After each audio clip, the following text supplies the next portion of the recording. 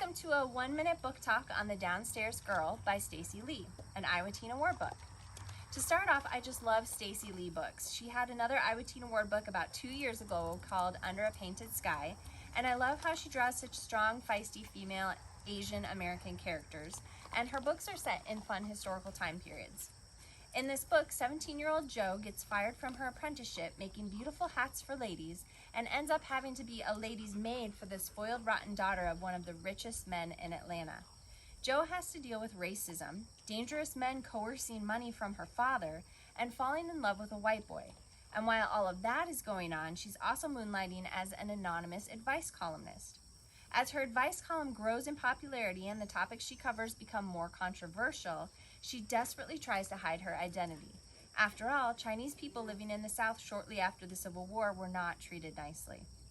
In the author's note at the end, the author describes her research, and she talks about how Chinese people were brought to the South by plantation owners with the hopes of creating a new system of forced labor.